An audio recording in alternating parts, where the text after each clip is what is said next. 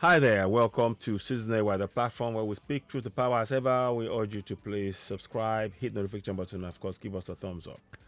Help us grow the platform. We're grateful for the support. We need to get our next target is to reach 3,000 subscribers. We need your help in reaching that. Help us grow the platform. We're grateful for your support thus far. Continue to like subscribe to state.Very on YouTube. Here's what you need to do. A quick reminder, just go ahead and subscribe to state.Very on YouTube. So here we go. Subscribe, hit the notification button, give us a thumbs up, subscribe to state.Very. Subscribe to state.Very. Thank you very much. So that's the theme, the running theme we'll be doing on our broadcast. Thank you so much. Now, so we're going to look at this. The senseless idea of new government destroying properties is very, very wrong. I wonder what's your view on this. We will watch this video and we'll come back and we'll talk about it. What's your view? Listen to this. This is covered by Channels News. I brought to our attention.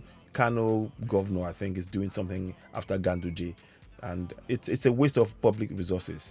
But we will come and talk about that in depth. Let's have a listen. Let's watch this. Former administration. And bearing this in mind, several structures, including a monumental Kano city roundabout, have been demolished, with more expected to follow in the coming days. While the government's actions have come with mixed reactions, some individuals have taken advantage of the chaos by engaging in looting both within and outside the affected areas. Our correspondent Sadiq Ilyasu has more.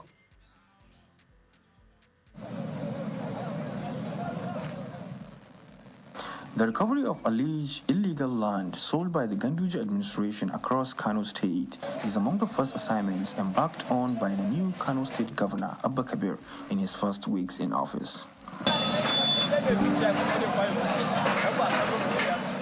At the last count, 7 structures, including the multi-million naira historic roundabout located close to the government house entrance, have been demolished.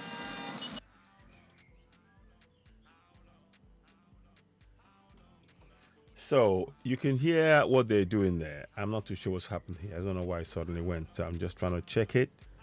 Give me 1 second, please. Let me just check that. Okay. Look at that. However, the demolition site attracts some miscreants who took an advantage and began to loot.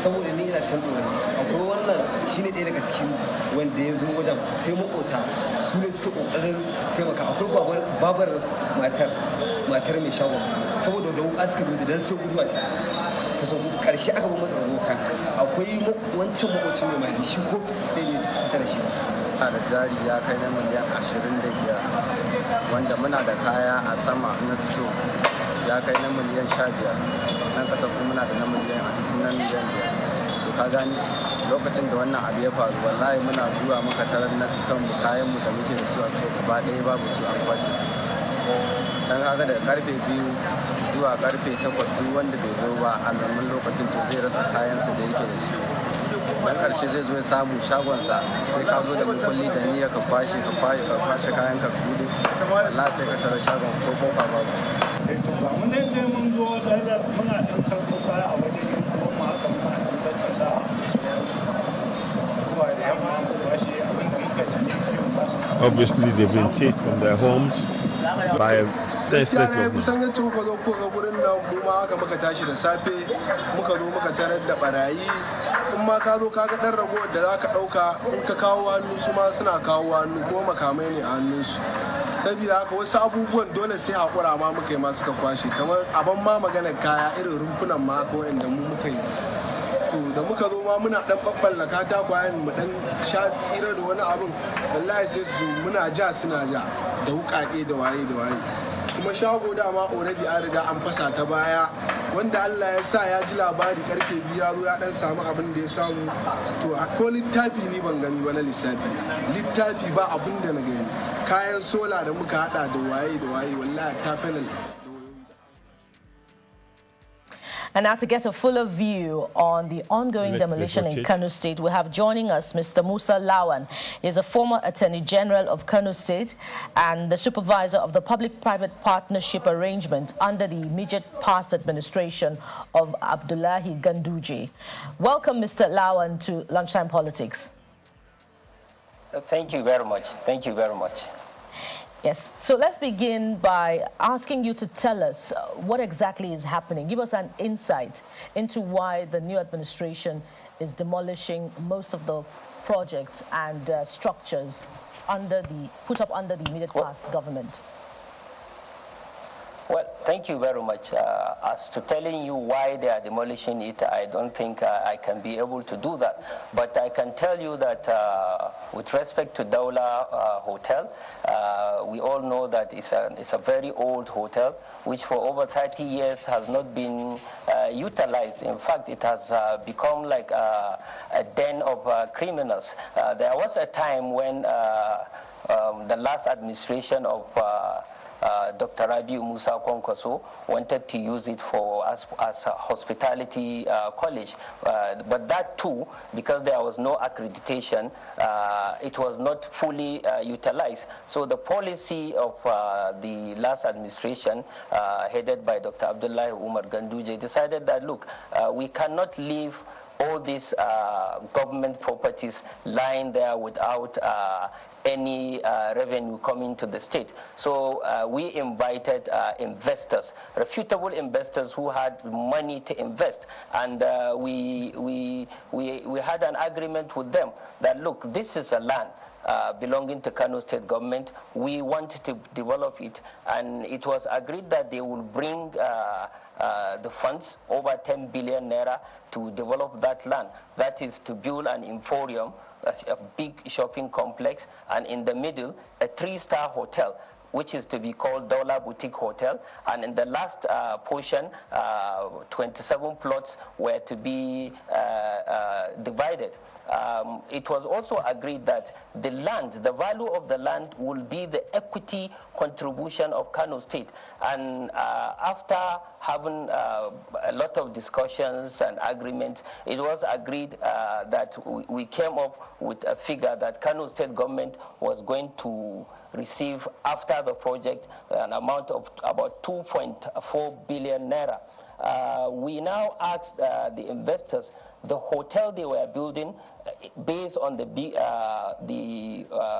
calculations they brought, the hotel was going to cost about 3 billion naira, and the state government said, look, what we want is to take over the hotel as the equity contribution of Kano State, meaning that Daula Hotel has been revitalized. A new modern multi-billion naira hotel is there for the state, and it had a very big parking space, over 300 cars.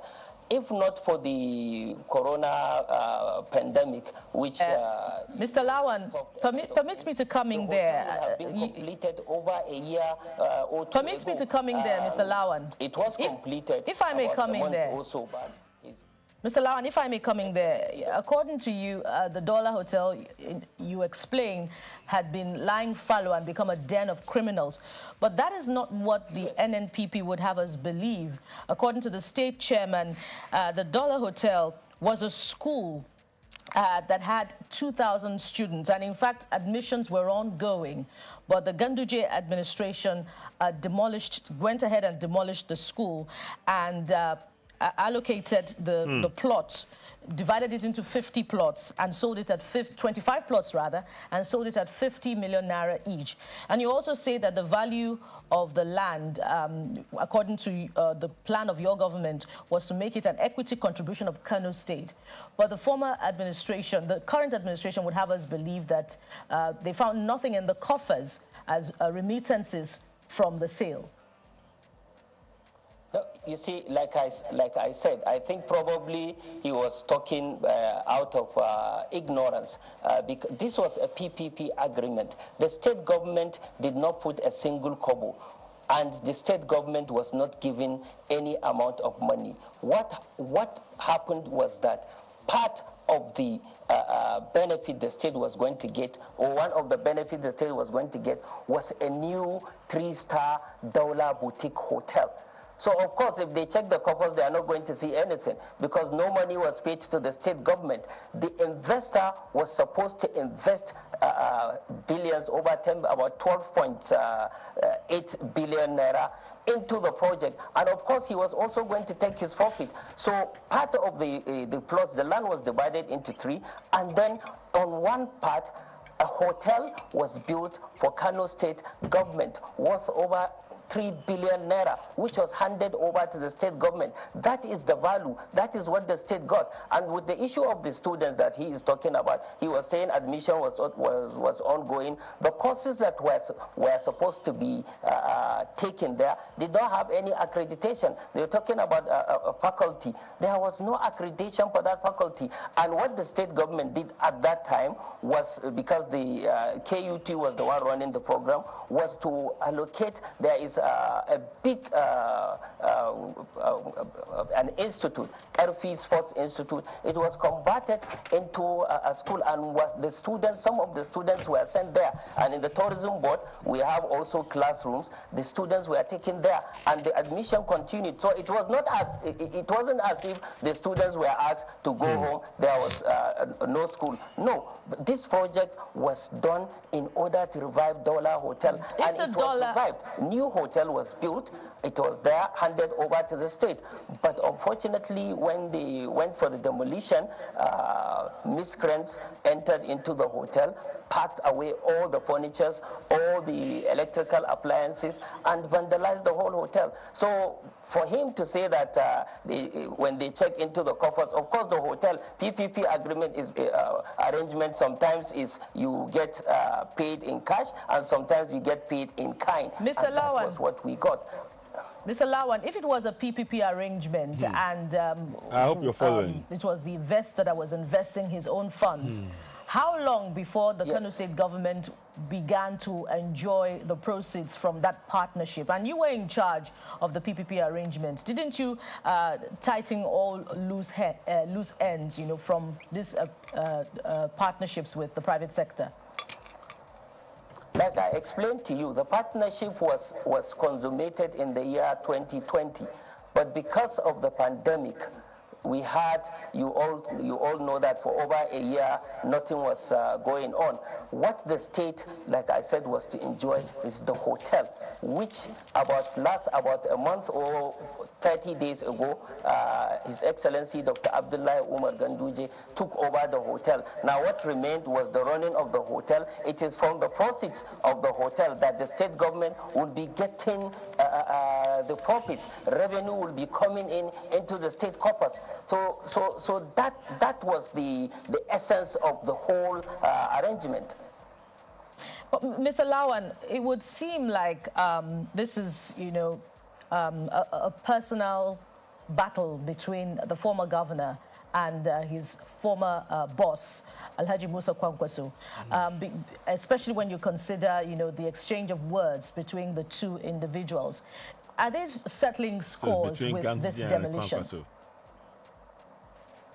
Well, when you look at the demolitions, first of all, let me say that a governor, an executive governor, a sitting governor, has the power to allocate land, just like Dr. Rabiu Musa Kwankwaso did when he was the executive governor of Kano State.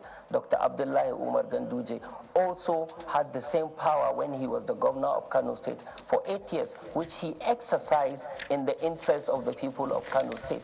But when you exercise that power, when it comes to the revocation, there are certain conditions you have to follow. You have to give notice. It is there in the laws. You have to give notice to those that are there. But obviously, no notice was given. And if you look at the way the demolition was carried out, you will say that, well, this you can call it settling scores. Because if you are saying there was a school there and it was the former government now disbanded the school and whatever. Why couldn't you have taken over the building? These are mighty shops which could have easily be converted into lecture halls. But if you demolish, it means then that you are reclaiming the land, meaning that you have to spend hundreds of millions to put in another structure, be it a school, a hospital, whatever it is. Why couldn't Mr. they Lawan, have converted the... Yes. Mr. Lawan, there are more areas to touch. For example, the concern about how individuals are taking advantage of the situation to loot from those properties, but we are totally out of time. We want to thank you very much for your time on the program. Mr. Musa Lawan is a former Attorney General of Kano State and supervisor of the public-private partnership arrangement under the administration of former Governor Abdullahi Ganduje. Thank you very much. So, what you saw there is the former Governor's Attorney General Musa Lawan trying to explain, and I'm in agreement with him.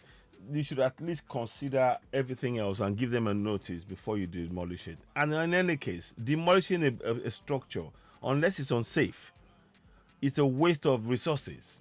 It's a waste of resources. These are the kind of things we should be stopping. We should be encouraging. I mean, I don't think that governor, he's just wielding power. I have power, and they're wielding that power. And every time they demolish a property, they're demolishing the wealth that could be earned from using that property for for teaching in schools, for businesses, for whatever. So it does not make an economic sense. It does not make economic sense to destroy property for incoming administration to keep destroying properties built by the previous administration.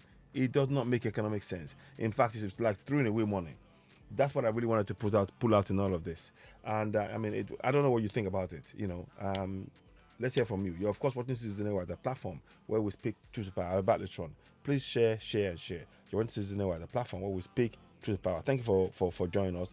Don't forget to go and subscribe, hit the notification button, and of course give us a thumbs up on state.Very, the platform where we speak truth to power. 1 second, please. Let me just get one more thing for you. Subscribe to state.Very, hit the notification button, and of course finally give us a thumbs up and help us reach more people.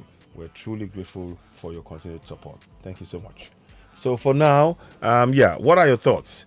Should that not be something that should be stopped? Because it's a wasting of the resources. Once that property is built, look at the viability of it in the strength and what businesses we can use it for. Rather than demolishing it, we lose money, and it brings back impoverishment in our society when money is being wasted like this. What are your thoughts? You're watching state.Very, the platform where we speak truth to power. Should the governors not, should they relook at the powers that they have to destroy properties just because there is a disagreement between them? It's not right, and is that not a waste of resources? And that's the question we're asking. You're watching state.Very, the platform where we speak truth to power. I'll back this one. Take him back for now. Bye for now.